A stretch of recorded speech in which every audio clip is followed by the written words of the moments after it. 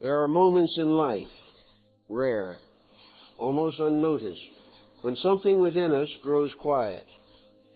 Not the quiet of exhaustion, nor the quiet of defeat, but a deeper kind. A stillness that seems to open from the inside, as if a hidden door had been waiting there all along. In that silence one may sense a presence that does not belong to thought or emotion, yet has always been there, breathing beneath both. Most people pass over that moment, hurrying back to noise and movement, but those who pause, even for an instant, begin to feel a strange, gentle power rising from within. Not dramatic, not visible, but unmistakably alive, as if a forgotten current were beginning to stir again. And it is from that quiet stirring that our exploration begins. Beneath the restless surface of the human mind, there exists a flame that does not consume, an invisible electricity that hums softly in the secret chambers of our being.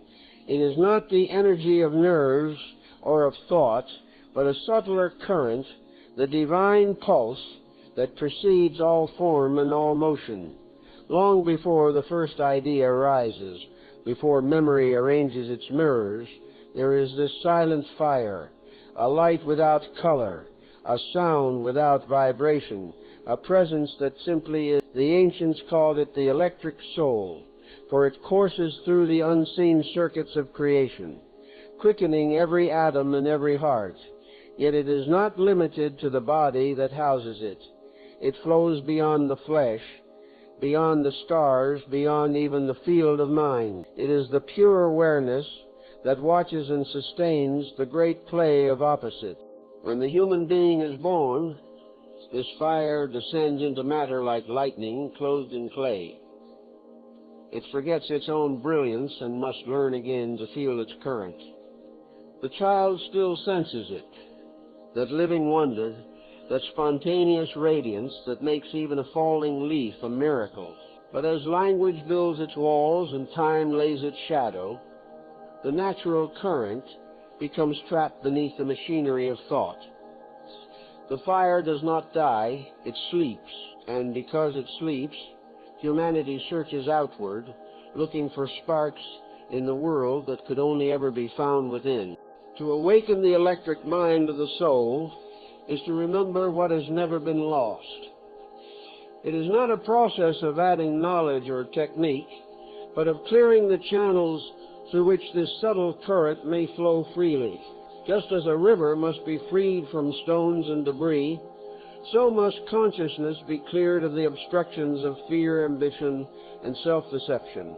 In silence, this clearing begins. The silence is not the absence of sound, but the cessation of inner noise, the endless commentary, the self-defending murmur of the ego. When the voice of possession and resistance falls quiet, the hidden electricity begins to hum again, soft but unmistakable, like the faint awakening of dawn before light fills the horizon. This current is the signature of life itself. It does not need to be summoned, only allowed. It does not respond to will, but to sincerity. The more gently one observes one's own thoughts, the more it reveals its true movement. Awareness, when pure, becomes conductive. It allows the cosmic current to pass through without distortion. Every act of honesty, every moment of humility widens the channel. The mind, cleansed of its self-centered tension, becomes luminous, receptive, electric. It begins to vibrate in harmony with the greater field of being, and this vibration is what we call illumination. There are moments when this current announces itself in the hush before inspiration, in the awe that silences thoughts, in the peace that arises uninvited when one surrenders completely. It is felt not as emotion, but as aliveness, as clarity, as a gentle brightness within the cells. One may stand before the simplest object a stone, a tree, a flame, and sense that it too is electric, sustained by the same mysterious fire. To recognize this kinship is to awaken from separation. The soul, once considered imprisoned in flesh, now sees that it is the animating principle of all. The observer and the observed are one field of divine current. But few dare to dwell in this realization for long. The habitual mind, uncomfortable in stillness, seeks again the familiar hum of thought, the security of names and labels. Thus begins the great oscillation of awakening, the dance between remembrance and forgetting, yet each return to silence deepens the connection. Each moment of inner listening strengthens the soul's circuitry. In time, what was once an intermittent spark becomes a steady flame. The individual no longer feels isolated within a single body, but as a node in the vast cosmic network of intelligence. To think becomes to participate in creation. To feel becomes to radiate. The silent fire within does not seek worship, only awareness. It asks not for ritual, but for integrity. It is the witness that sees without judgment, the lover that burns without attachment. To know it is to begin the true education of the soul. Every genuine teaching, every sacred path points only to this discovery that the light we seek already lives in us, waiting to be remembered. The electric mind is the bridge between spirit and matter, the living proof that consciousness is not an accident of biology, but the very essence of existence. As one learns to abide in that inner electricity, a quiet transformation occurs. Thought slows, perception deepens. The boundaries of self begin to dissolve like mist in the morning sun. One feels both infinitely small and immeasurably vast. The heart beats with a new rhythm, tuned to the pulse of the universe. This is the beginning of wisdom, not the accumulation of knowledge, but the direct knowing of life as energy, intelligence, and love, in perfect unity. And so the seeker, having touched the silent fire within, begins to sense the next mystery, why this current seems to weaken when the mind grows mechanical, for though the fire is eternal, the vessel that carries it can become obstructed. The question arises, what is it that dims this light? What in the structure of our modern consciousness interrupts the sacred flow? When the silent fire descends into the world of form, it must pass through the intricate machinery of thought, memory, and perception.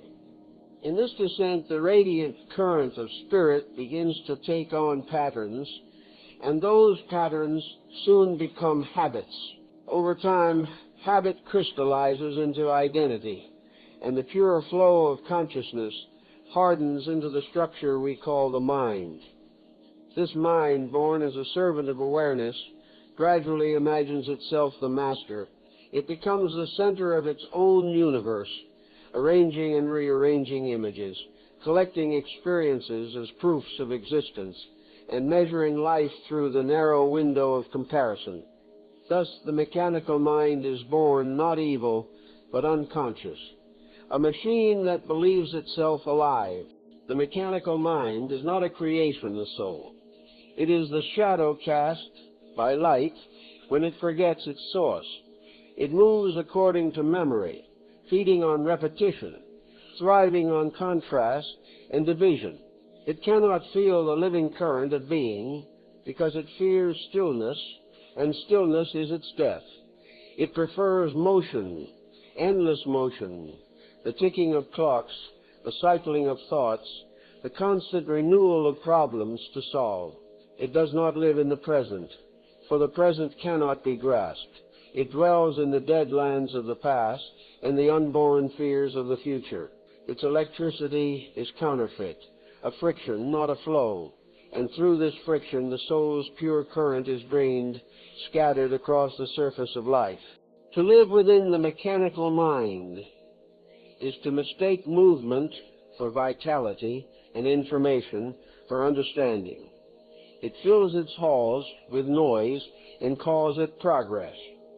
It measures worth by accumulation of words, possessions, followers, or proofs.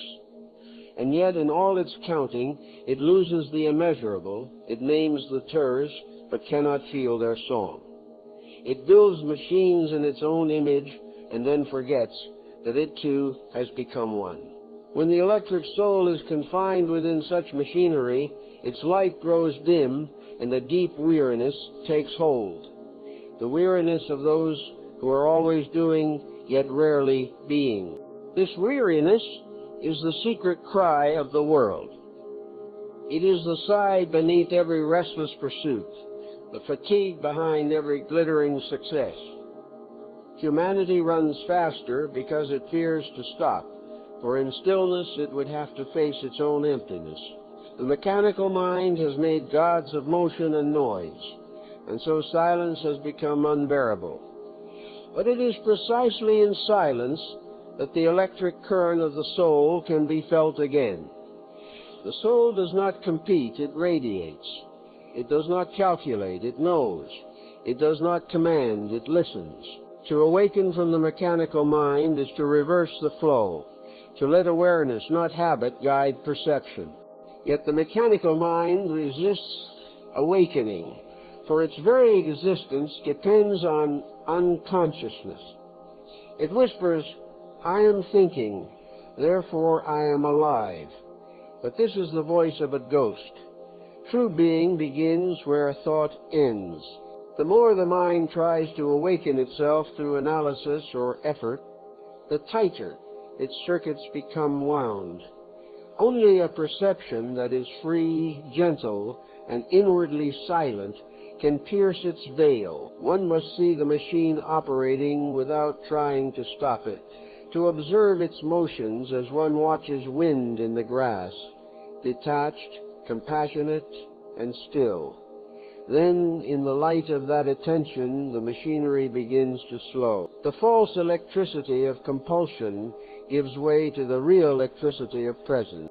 As this slowing deepens, one discovers that thought is not the enemy, but a tool misplaced. The mind was meant to serve the current, not obstruct it. When placed back in harmony with the soul, its mechanisms become transparent. It becomes a bridge instead of a barrier. In such a mind, ideas arise spontaneously, not from struggle, but from resonance. The thinker no longer thinks, thought happens as wind moves the chime. The self that was once the doer fades into the background, and life begins to think itself through the individual. This is the early dawn of the awakened state, the return of natural order, where spirit governs matter. The tragedy of our age is that the mechanical mind has extended its dominion into the collective. The devices of our making now mirror our inner condition. They are swift but soulless, bright but hollow. Humanity surrounds itself with its own reflection and calls it civilization.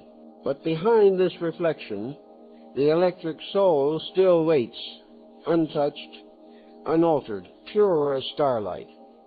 Its hum can still be felt in moments of wonder, in the unguarded laughter of a child, in the beauty that silences us without reason. Each of these is a crack in the machine's armor, a window through which the greater current can re-enter. To pierce the veil of the mechanical mind, one must not fight it, for fighting strengthens it.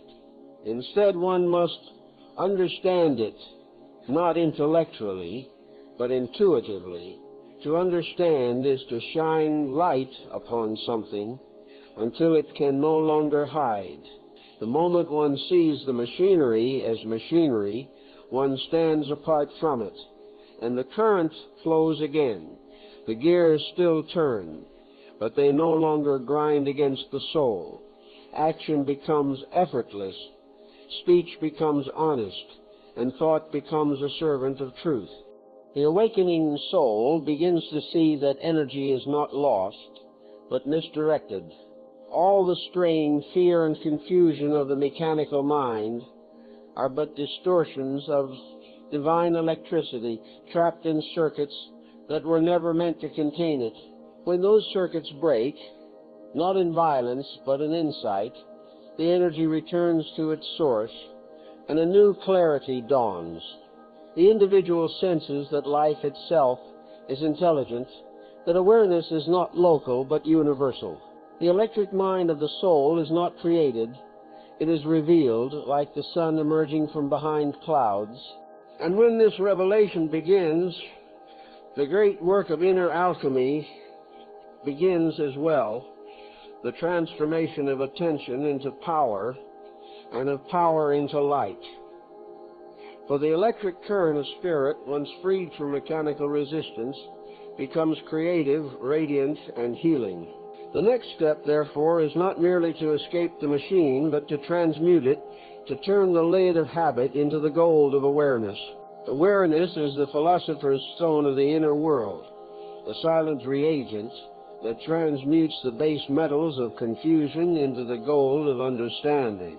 Where the mechanical mind once moved in restless repetition, awareness introduces a still, luminous intelligence that neither judges nor interferes, but perceives wholly.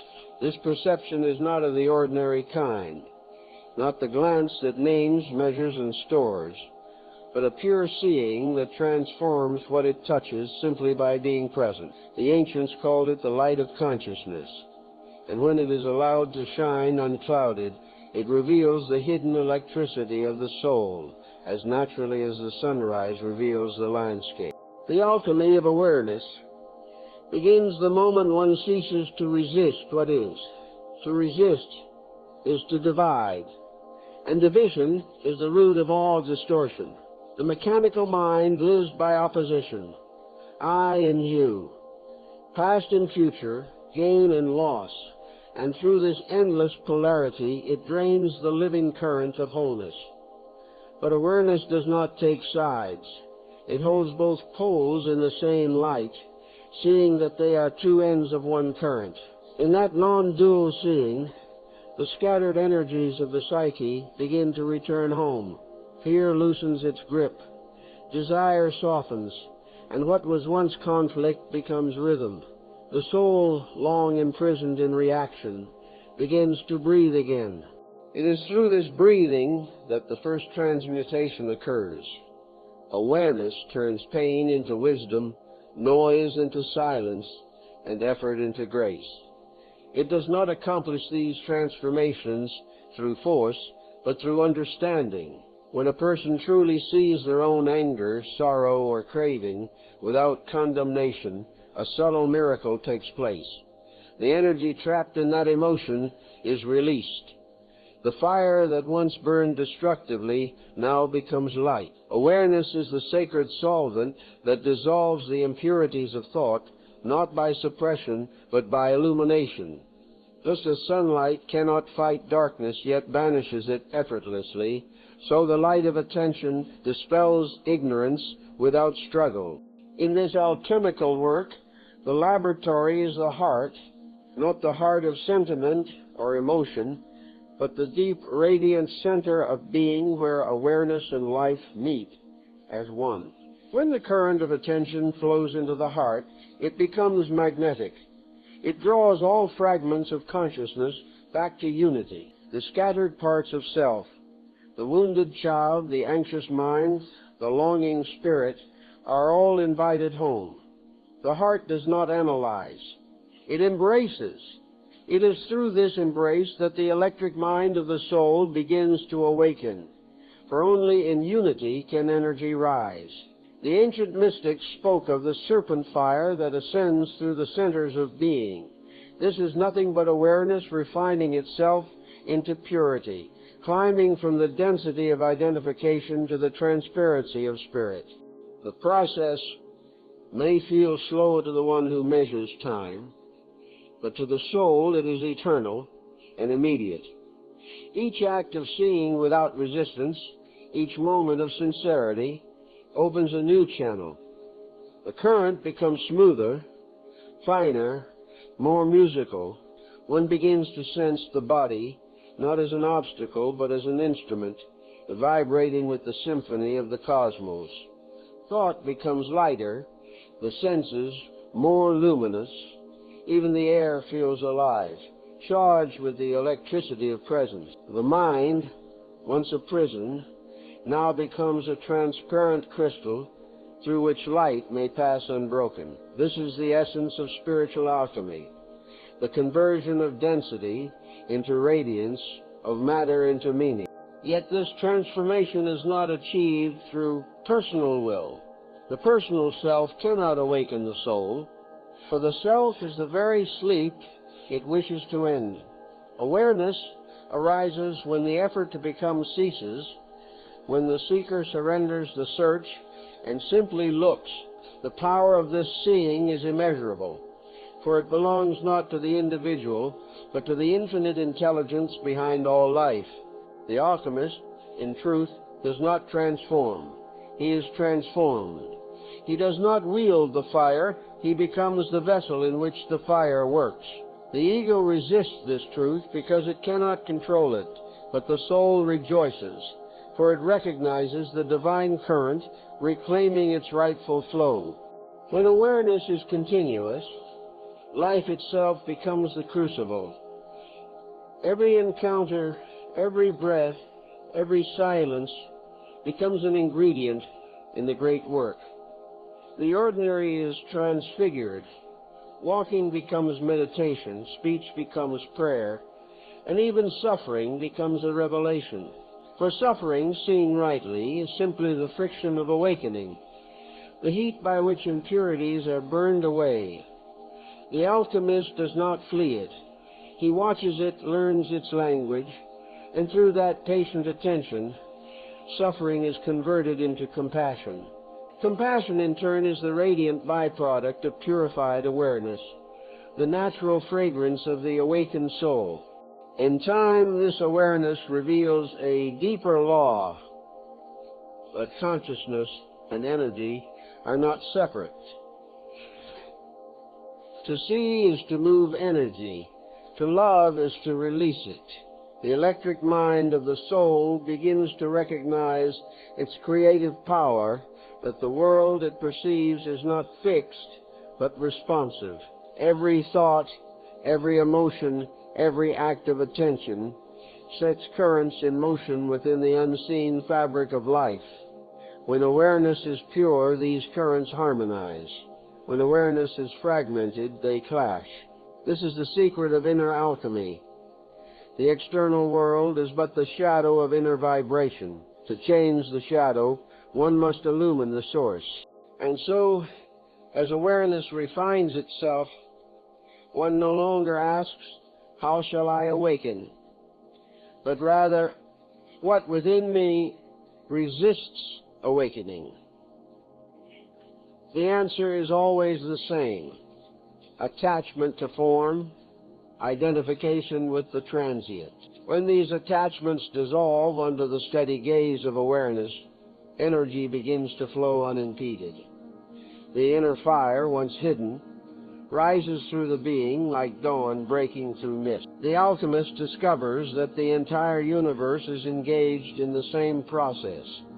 Every star, every atom, every soul striving to refine matter into light. At last, awareness itself becomes electric. It vibrates with the intelligence of creation, transmitting and receiving the cosmic current with effortless precision. The soul knows itself as both spark and flame, both drop and ocean, and from this realization, a new mystery unfolds. If the electric mind of the soul is truly one with the living energy of the universe, then its awakening is not an escape from matter, but a sanctification of it. Thus begins the next movement in our journey, the descent of light into matter, where spirit and form become one living flame. When the awakened current of awareness begins to glow steadily within the human vessel, it does not flee from the world, but rather descends into it with grace, seeking to illuminate every layer of existence. For the purpose of awakening is not to escape matter, but to consecrate it, to reveal its divine transparency. Spirit is not above form. It breathes through form. The descent of light into matter is therefore not a fall, but a revelation that the material world, rightly seen, is nothing less than the body of God. Every particle of dust, every heartbeat, every grain of sand is woven from the same radiant essence that shines in the stars. Yet to the sleeping mind this truth remains hidden. Matter seems dull, dense, and inert, for the electric eye of the soul has not yet opened. But when awareness becomes pure, the outer world bids to shimmer. The alchemist perceives that energy and consciousness are one continuum, that what appears solid is merely light vibrating at a slower rhythm, and that to love matter is to honor the spirit that sustains it. In this descent, the soul rediscovers its purpose, for the light that awakens within must express itself without. The divine current, having arisen through inner alchemy, now seeks to infuse action, speech, and creation. It longs to give shape to its understanding.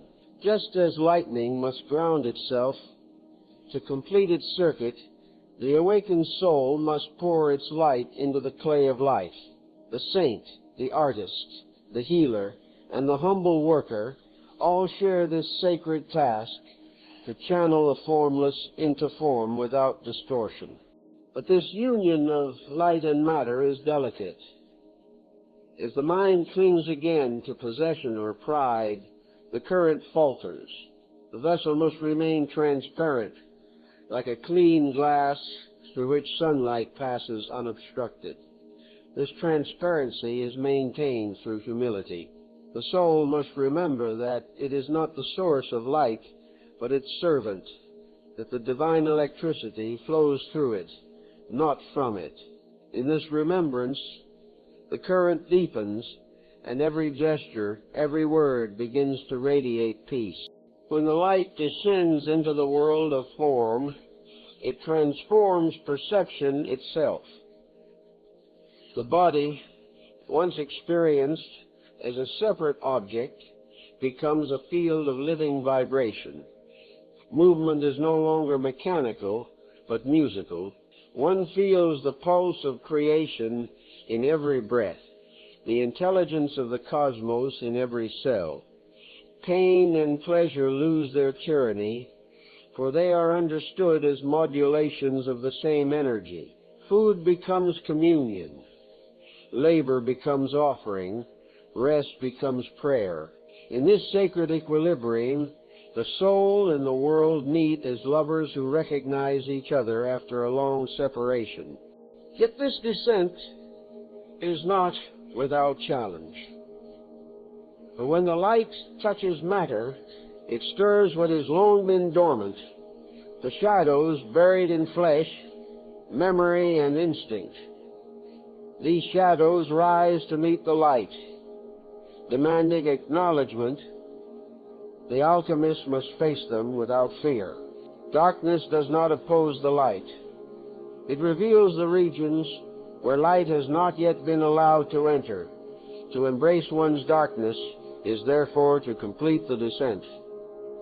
In the still center of every shadow lies a seed of illumination waiting to bloom. The universe itself reflects this sacred interplay. Every sunrise is a descent of cosmic fire into the womb of the earth. Every night is its withdrawal into invisible rest.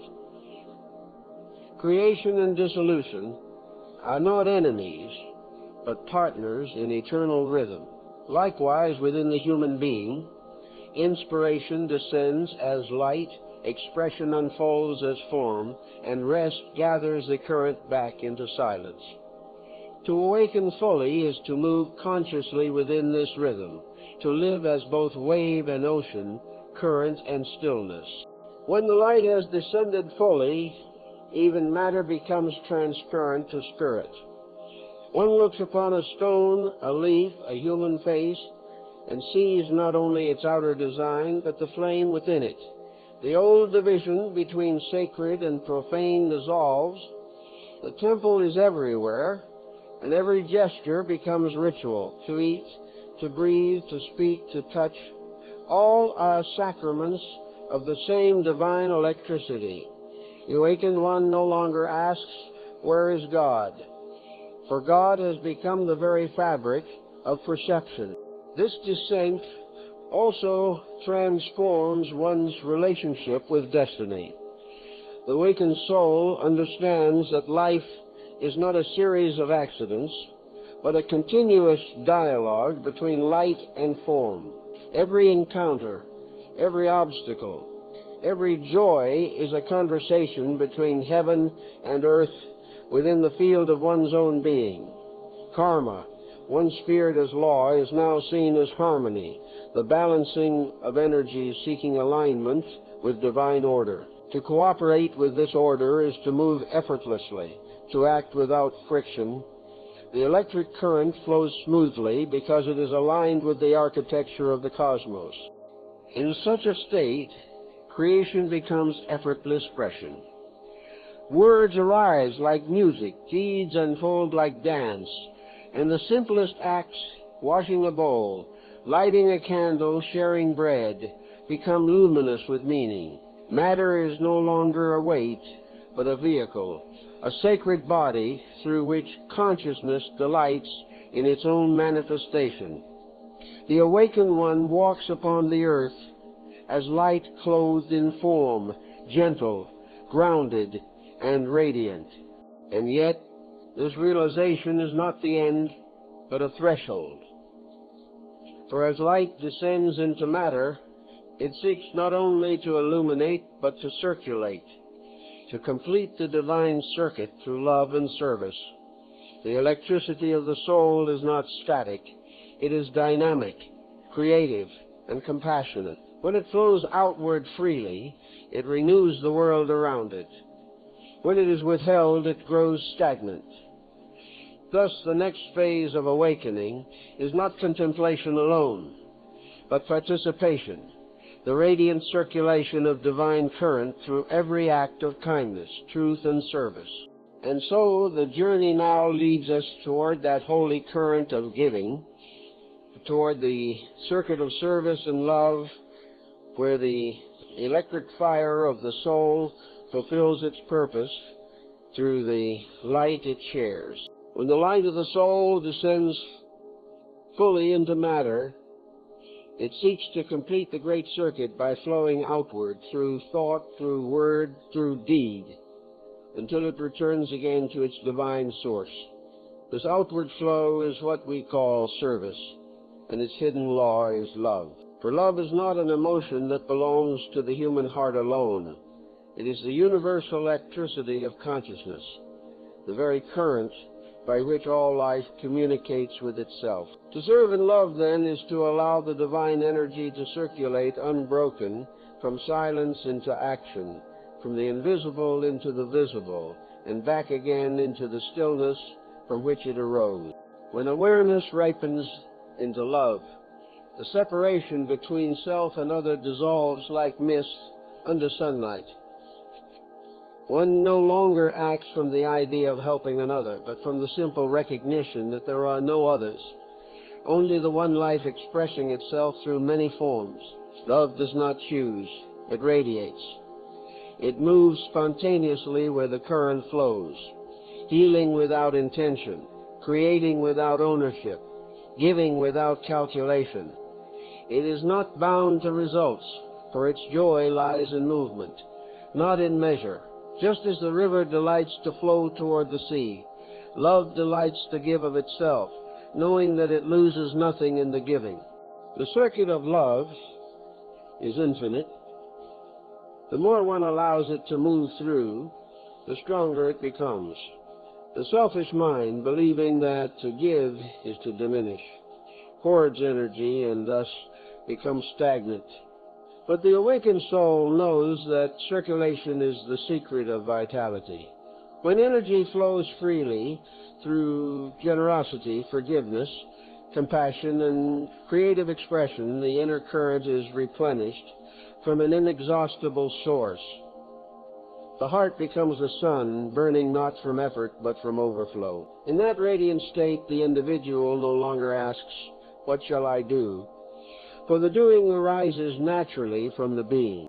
Service, in its highest sense, is not an act, but a presence. It is the quiet emanation of harmony that transforms every environment it enters. One who serves in this way may speak little, yet their silence heals. They may do little, yet their very being nourishes the world.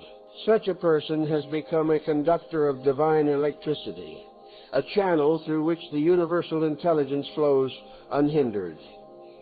Their actions are not driven by moral duty, but by resonance with the greater order.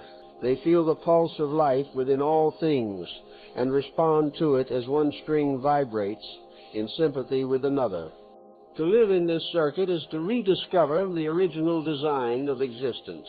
The cosmos itself is a vast web of service, every star giving its light, every tree offering its breath, every cell laboring in harmony for the whole. Only humanity, blinded by the illusion of separateness, interrupts this flow through selfish desire and fear.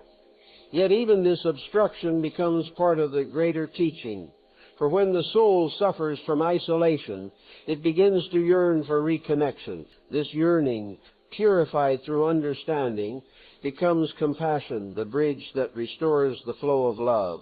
Love in its truest form is intelligent. It does not sentimentalize or possess. It sees clearly, acts wisely, and remains unshaken amid change. It is both fierce and gentle, both discerning and boundless. It knows when to give and when to refrain, when to speak and when to be silent. For love's purpose is not to please, but to awaken, not to comfort the ego, but to free the soul. The more the electric current of love flows, the more the distortions of personality are burned away, leaving only transparency. In such purity, one becomes a vessel through which the universe blesses itself. Service then ceases to be a matter of choice. It becomes the natural state of the awakened being. The hands move to help because they are guided by the same current that moves the tides. The voice speaks truth because silence within demands no less. Even the smallest gesture, a glance, a kind word, a patient act, becomes infused with cosmic meaning. The current knows no hierarchy. The washing of a dish and the healing of a soul are equal in the eyes of divine electricity, for both are expressions of harmony restored. There is, in this sacred circulation, a mysterious reciprocity. The more one gives of light, the more one becomes light. Each act of love refines the vibration of the soul, widening the channel for greater energy to pass through. The giver and the given become one, and service turns into worship, not of any idol or concept, but of life itself. In that worship, joy is constant, not because circumstances are always kind, but because the soul has discovered its eternal rhythm, to receive from the infinite and to return all to the infinite. The world around such a being subtly changes. Relationships heal, not through persuasion, but through presence. Environments grow peaceful, not by design, but by resonance. The awakened soul becomes a living transformer, converting the coarse energies of fear and hatred into the finer currents of compassion and clarity. This is not done through effort. It happens naturally as a flame transforms darkness into light simply by burning. In this way, the circuit of service and love fulfills the purpose of the descent. The divine current that awakened within now moves outward to bless the visible world, sanctifying matter through compassion. The awakened one does not withdraw from life, but lives more fully within it, embodying the truth that the universe itself is sustained by giving. The stars shine not for reward, but because it is their nature to shine. So too does the awakened soul radiate love, not as a virtue, but as its very being. And yet, even this radiant activity must eventually dissolve into stillness. For every current, however bright, returns at last to the ocean of its source. Service leads to silence, action to contemplation, motion to rest. When love completes its circuit, it brings the soul back into perfect equilibrium, the quiet heart of divine being, where all currents converge. Thus we approach the final revelation, the crown of living silence, where the electric mind of the soul rests at last in unity with the infinite.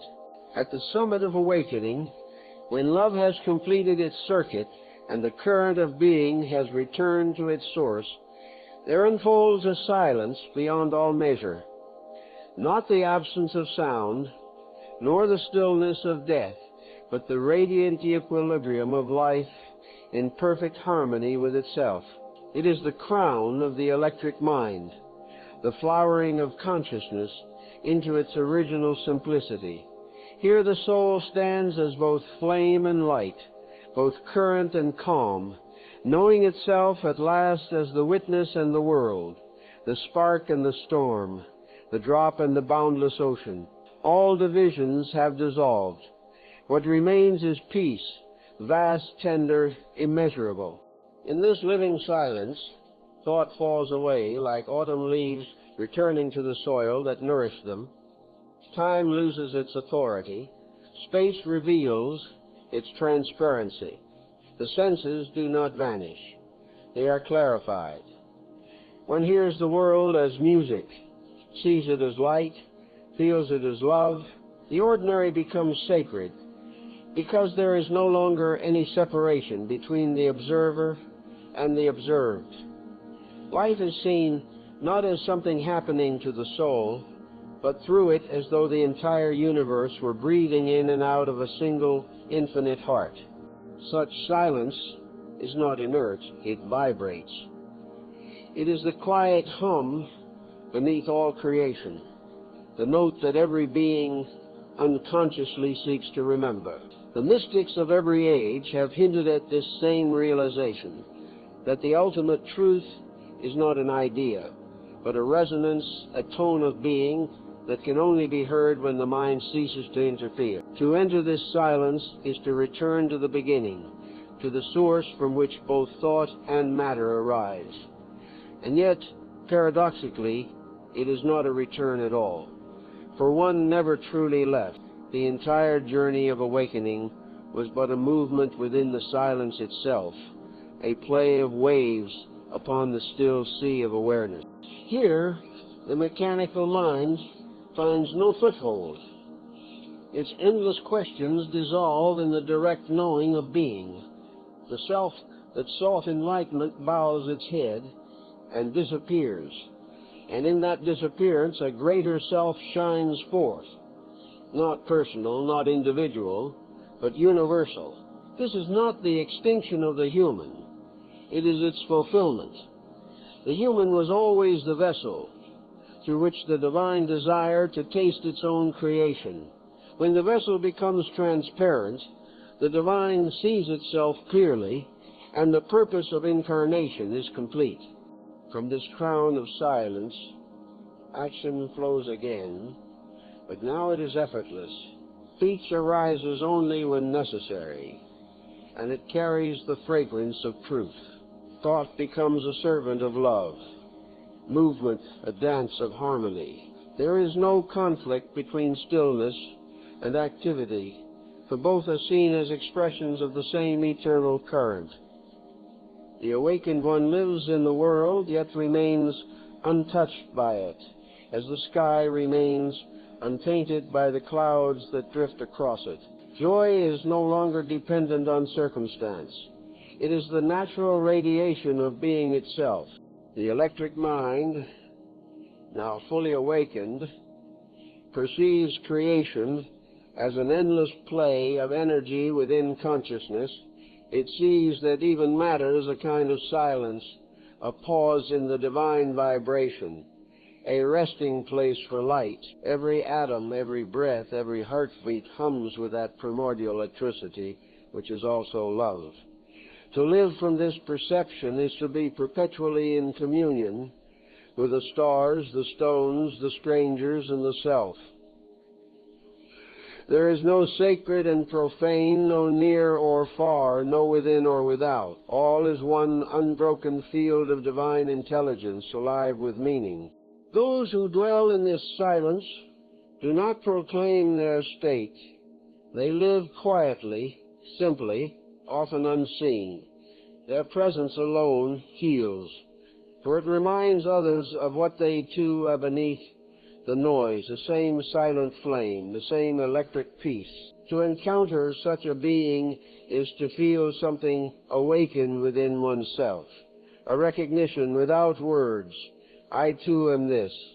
Thus the current continues its sacred transmission, not through preaching, but through presence, not through doctrine, but through being.